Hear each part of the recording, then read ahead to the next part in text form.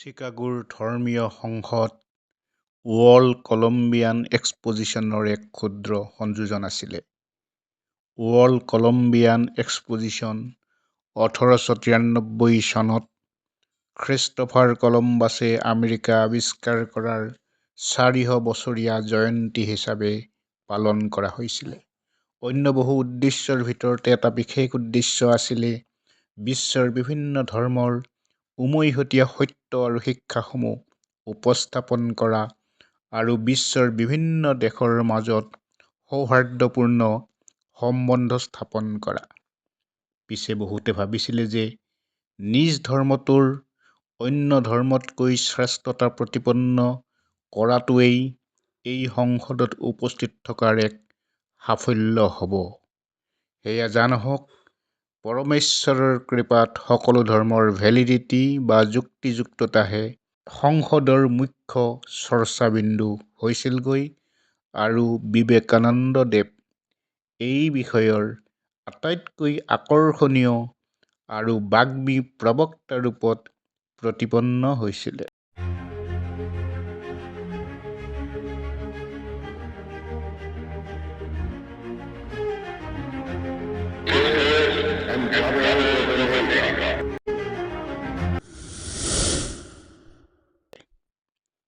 নমস্কাৰ সকলোকে।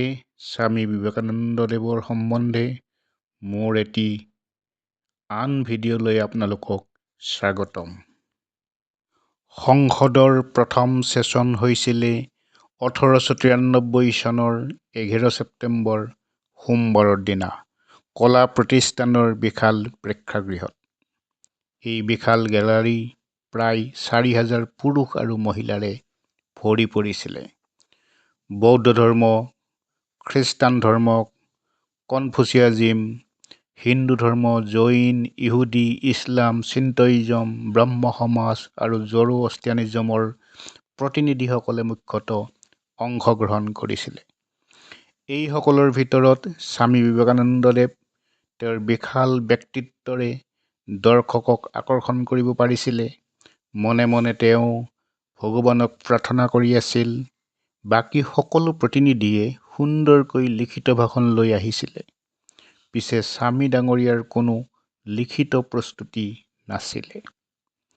তেওঁৰ এনে বিশাল জনতাক সম্বোধন কৰাৰ পূৰ্ব অভিজ্ঞতাও নাছিলে। ৰাতিপুৱাৰ ছেছনত তেওঁ বক্তৃতা নাৰাখিলে আৰু কেইবাবাৰো সভাপতিৰ আহ্বানক প্ৰত্যাখ্যান কৰি থাকিল। আবেলি তেওঁ আৰু পিছুৱাই থাকিব নোৱাৰিলে। স্বামীজী মঞ্চত উঠিল। তেওঁৰ মুখমণ্ডল একুৰা জুইৰ নিচিনা উজ্জ্বলি উঠিল। মনতে মা সৰস্বতীৰ প্ৰতিচ্ছবিটো মনত পেলাই আৰু তেওঁলৈ মূৰ দোৱাই তেওঁ আৰম্ভ কৰিলে, sisters and brothers of America. চাৰিওফালে প্ৰতিজন দৰ্শকৰ মাজত এক বিশাল উৎসাহৰ ঢৌৱে চুই গ'ল। সকলো থিয় হৈ আনন্দ আৰু উৎসাহত হাততালি বজাবলৈ ধৰিলে। স্বামীদেৱে ধন্যবাদ জ্ঞাপন কৰি থাকিল। পুৰা 2 মিনিট মানুহৰ হাই উৰুমি হাতচাপৰিত সম্পূৰ্ণ সভাথলী ৰজনজনাই গ'ল। এই 2 মিনিটত স্বামীদেৱে কেইবাবাৰো ক'বলৈ চেষ্টা কৰিছিলে, কিন্তু দৰ্শকৰ উৎসাহৰ আৱেগিক আস্ফালনত বাৰে বাৰে থমকি ৰ'বলগীয়া হৈছিলে। এই 5টা যাদুকৰী শব্দই যেন বিশ্ব ব্ৰহ্মাণ্ডৰ সকলো উৎসাহ উদ্দীপনা আজুৰি আনি এই বিশাল প্ৰেক্ষাগৃহত 4000 দৰ্শকৰ হৃদয় বলিয়া কৰি পেলাইছিলে। সভাৰ বাকী বক্তাসকলে পৰম্পৰাগত পদ্ধতিৰে সম্বোধন কৰিছিল, কিন্তু বিবেকানন্দদেৱে কৰা সম্বোধনে আমেৰিকাবাসীৰ হৃদয়ৰ গভীৰতম কোণত স্পৰ্শ কৰিছিলে। ইয়াৰ পিছতে স্বামীদেৱে এটি চমু ভাষণ দি তেওঁৰ বক্তৃতা সেইদিনাৰ কাৰণে সমাপন কৰিছিলে। তেওঁ বহাৰ লগে লগে পুনৰ এক অদ্ভুত গিজগিজনি শুনা গৈছিলে। পিছদিনাখন চিকাগো চহৰৰ সকলো পেপাৰৰ হেডলাইনত স্বামীদেৱক বিশাল ব্যক্তিত্ব আৰু ধৰ্ম সংসদৰ সৰ্বশ্ৰেষ্ঠ বক্তাৰূপে বৰ্ণনা কৰি প্ৰকাশ কৰিছিলে।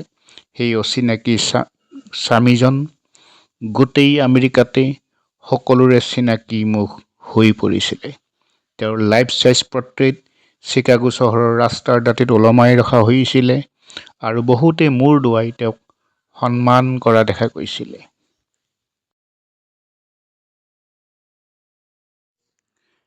এতিয়া প্ৰথম বক্তৃতাটোত কি কৈছিলে তাক অসমীয়াত হুবহু শুনো আহক। আমেৰিকাৰ বাইদেউ আৰু ককাইদেউসকল, আপোনালোকৰ উষ্ম আৰু সৌহাৰ্দ্যপূৰ্ণ আদৰণিৰ উত্তৰ দিবলৈ মোৰ ভাষা নাই। মই বিশ্বৰ প্ৰাচীনতম ঋষি সমাজৰ পৰা আপোনাসৱক ধন্যবাদ জনাইছোঁ।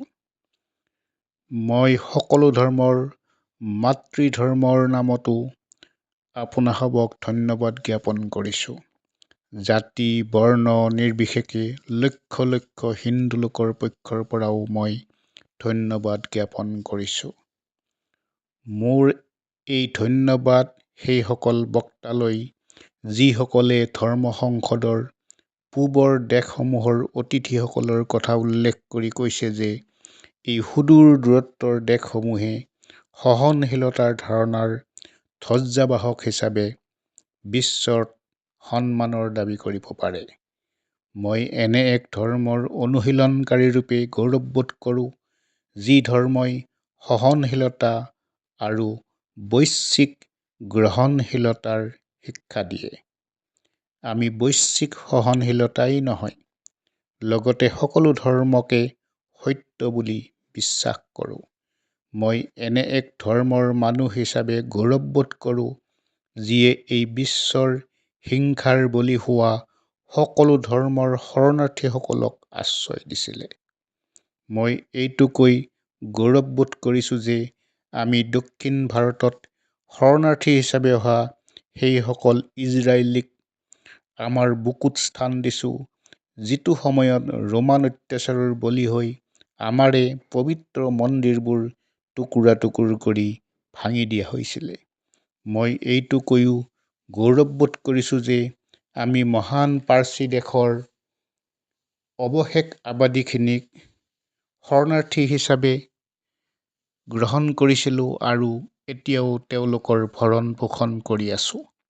এতিয়া মই আপোনাসৱৰ ওচৰত সেই ভজনটিৰ কিছু শাৰীৰ অৰ্থৰ উদ্ধৃতি দিম, যিখিনি মই ল'ৰালি কালৰ পৰা গাই আহিছোঁ আৰু লক্ষ লক্ষ হিন্দু মানুহে নিতৌ গায়।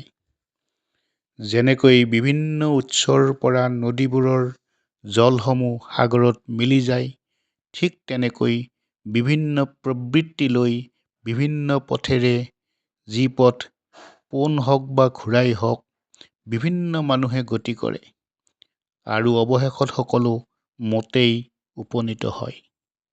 বৰ্তমান চলি থকা এই ধৰ্ম সংসদে, যিখন সকলোতকৈ মহান সন্মিলনৰ ভিতৰত এখন হয়, গীতাত উল্লেখিত এক তত্ত্বৰ পুষ্টি সাধন কৰে। সেইটো হ'ল, যিজনেই মোৰ আশ্ৰয়ত আহে তেওঁ যি ৰূপতেই নাহক কিয়, মই তেওঁৰ ওচৰত হাজিৰ হওঁ। সকলোৱে সেই পথৰ বাবে সংঘৰ্ষ কৰি আছে, যিয়ে শেষত মোকেই পায়। সাম্প্ৰদায়িকতা, কট্টৰপন্থা আৰু এইবোৰৰ ভয়ানক ধৰ্মান্ধতাই এই ধুনীয়া পৃথিৱীখনি বহুকাল ধৰি কব্জা কৰি আছে। তেওঁলোকে পৃথিৱীখন হিংসাৰে ভৰাই তুলিছে। মানুহৰ তেজেৰে বাৰে বাৰে ধুৱাই সভ্যতাক নষ্ট কৰি দিছে আৰু দেশসমূহক নিৰাশাৰে ভৰাই তুলিছে।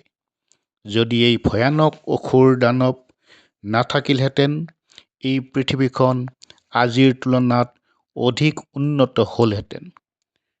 কিন্তু এতিয়া সময় সমাগত আৰু মোৰ সম্পূৰ্ণ আশা যে এই সন্মিলনৰ আৰম্ভণিতে যি প্ৰভাতৰ শংখ নিনাদ বাজি উঠিছে, তৰোৱাল বা কলমেৰে কৰি থকা সকলো প্ৰকাৰৰ উৎপীড়ন আৰু এক লক্ষ্যৰ ফালে যাব বিচৰা লোকসকলৰ মাজত যি দেশপূৰ্ণ অনুভূতি, তাৰ অবিলম্বেই অন্ত পৰিব। আজিলৈ ইয়াতেই সামৰণি মাৰিছোঁ।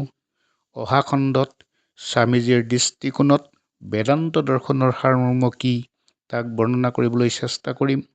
মোৰ আশা আপোনালোকৰ ভিডিঅ'টি ভাল লাগিল। আপোনালোক সকলোকে বহুত বহুত ধন্যবাদ জ্ঞাপন কৰিছোঁ।